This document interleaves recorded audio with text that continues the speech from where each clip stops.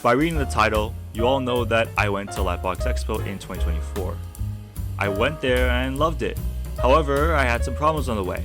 Luckily, I managed to solve them, and reflecting on my trip, I realized a lot of unwritten rules about this convention that I wasn't aware of. Don't get me wrong, there was video guides. It's worth mentioning that they are good, and I do share some ideas. There were some that I wish were mentioned more, or something else entirely that deserves to be mentioned.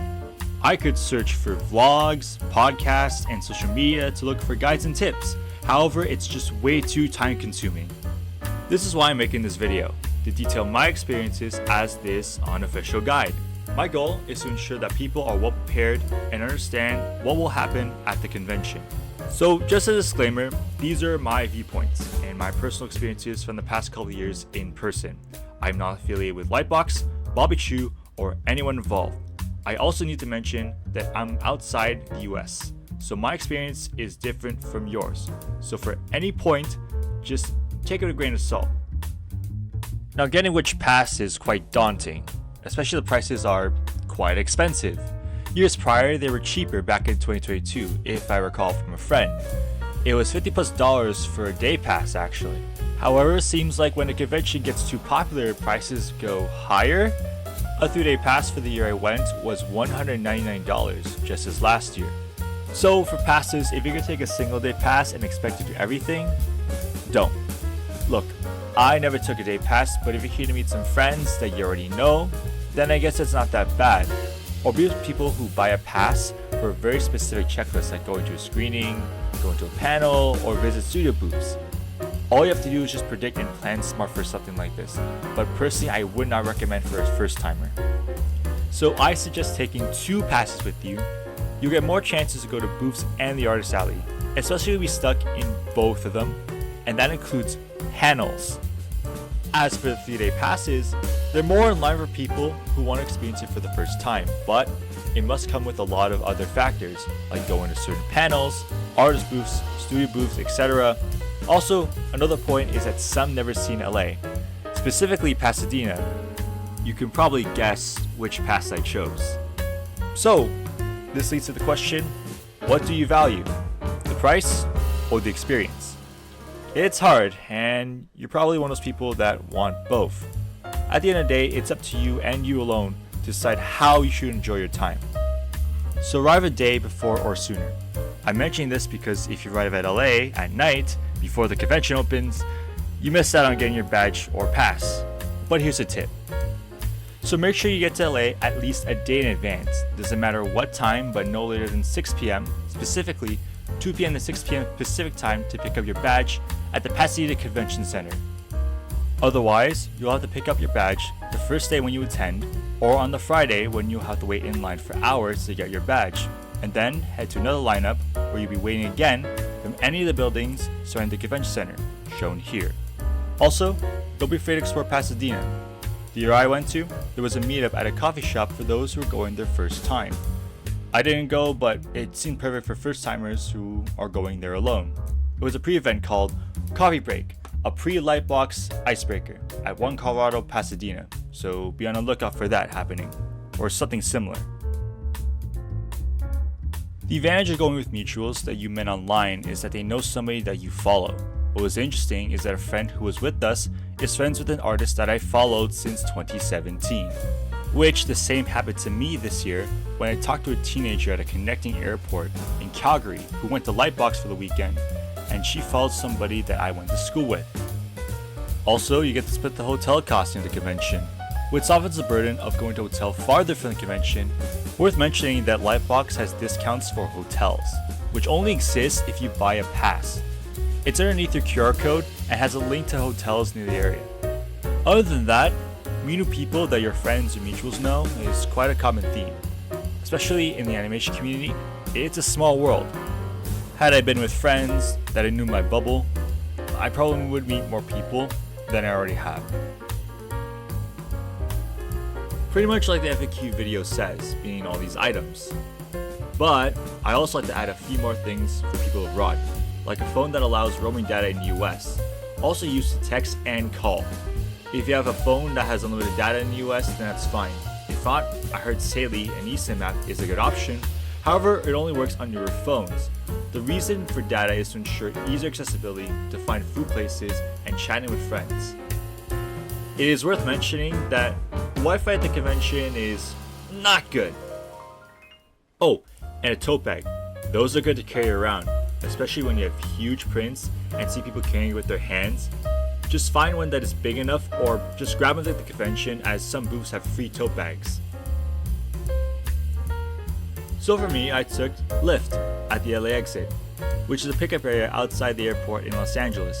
The ride itself was $72. Yeah, not great in terms of price and the LA traffic, but the plus side is it's a very relaxing trip and the driver is very respectful. I personally don't know any transfer methods, but I found a video right here which details everything that LAX has to offer. I had heard a person that I talked to said they took a bus to LA but ended up back, so take what you will. From the 2 years that I went in person, there's a thing called Lottery Portfolio Reviews, and they come from animation companies that come around mid-September to early October via social media sites like Twitter, LinkedIn, Instagram. Also, keep an eye out for other portfolio reviews, because I found New Boom Studios, an indie studio, was doing portfolio reviews, which was a sign-up sheet. First come, first serve. You could also go to the booths, like the meet and greet for Titmouse. All I did was showcase what I do and just get general feedback. However, most studios rejected portfolios when lining up and meeting a recruiter, which was disappointing. Probably because of the long lineups that was occurring, but I'm not too sure. From all that I applied, I managed to get one from New Boom for character design, one from Skydance for both character design and background design, and one from the Lightbox lottery for the 5 p.m. from someone who works in Nickelodeon as a background artist. To showcase my portfolio, I used an old iPad. All the pics were emailed to me by my iPad and downloaded. Then I would sort them out in the Photos app by albums and make sure all pics are rearranged as on the portfolio site. And never rely on Wi-Fi again.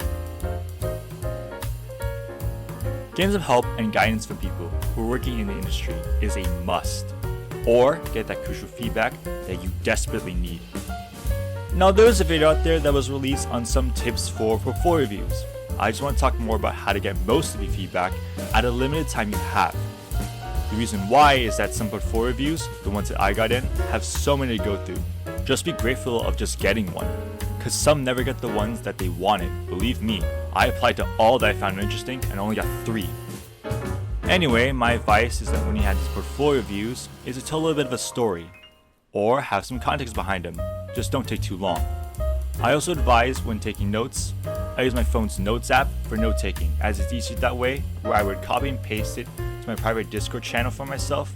Then I would copy and paste it on a document or whatever app that uses text. Now, if you run out of time, you might as well just ask them their email for extra feedback. When I did that, I got general feedback on my background design, which she mentioned that I have few strong pieces and told me that I should put more story than technical. Oh, and also have a stylistic flair. Essentially what I found out is to have different styles of backgrounds. If you did not get a portfolio review, try to talk to some people at the artist alley who are tabling that specialize in your interest. Just don't try it when they're very busy. Talking to people is very daunting, and seeing a video of a guy detailing his experience on Lightbox last year about talking to artist booths and having a fear of doing so, I don't blame him. I mean, in the FAQ, there was a section where they said they are as shy to meet you as you want to meet them. The only way to get around it is going to other cons and having small talk to artist booths, and later become more confident in talking to them or talk to people while you wait in line. Essentially, just small little icebreakers are going to give you confidence. You could start on asking if you attended Lightbox before, what will be their advice, what plans they have, showcasing their work, where you eat, looking what they're wearing and asking a bit about them. People love attention, well, for some, and then introduce yourself. Also, let them talk and see anything that might interest you. Or they'll come and talk to you and ask how you've been. Just try not to lose the convo by making it about you. Hear them out, be attentive and sensible. Now that you've warmed up the people, the door's open. It is important that before heading to the convention to know which artists you follow are tabling and check what they're selling. And check if they have limited stock, and if you want it, go there first. Another tip is that if you have an opportunity to do a bit of research and want to know more, talk about it. Essentially, it's just small talk. One other thing is that if you know someone but they've forgotten about you, please be mindful that they meet new people every day. Also, don't vent your problems and frustrations at them. It's pretty rude. I heard it from a friend who was helping someone's table, and some guy looked upset and just vented out his problems. Essentially, have an impression or discuss something, and sooner or later, you make an impression that's not a business card and a sticker. There's so many that they'll get. Oh, and you could also ask to sign a print or book, maybe take a photo. So you met with the artist or recruiter, you might as well do a follow-up because they meet a lot of people, and too many in fact. For artists, if you want to mention them, you do what everyone does at the conventions. Things called hauls. Essentially, they flex the stuff that they bought at the convention and mention their name through Instagram. For recruiters, connect them on LinkedIn. After that, just give them a very nice message on how much you love their work, try to remember what you said or what they said, or mention something funny or something that is related to them. Remembering what you said to them are often the best responses I got, and do have a little conversation from there. At one artist booth, I bought her a book at Kickstarter, but I didn't bring it with me to LA. Ended up promising her to bring the book next year and possibly buy a print. Or the two people in the artist alley that only ate fast food, so I gave them restaurant locations on where I ate. Again, those conversations mean a lot and increase the chances of remembering them. If you don't get a message or mention in their stories, it's okay, it's normal. They don't hate you, they just get too many messages, DMs, and emails. The artist alley was pretty stacked this year. Also, if they leave you on red, the same applies. These artists don't owe you anything else, let it go. Similar to recruiters, except it is their job to respond messages, especially if you cold call them for a job, at least they know you exist. You probably know that this year they have a ticketing system. It is shown through their social media and the email you use to buy the passes if you check a box for any updates on the convention and the LIGHTBOX app. If you don't know what the ticketing system is, here, pause the video and read it. If you ever miss a panel, they likely recorded it except the ones that are NDA at the moment. So be wise and figure out where you want to go and how necessary it is for you to go there. The good news is that any panels taking place in a civic auditorium is free, but you must have a badge.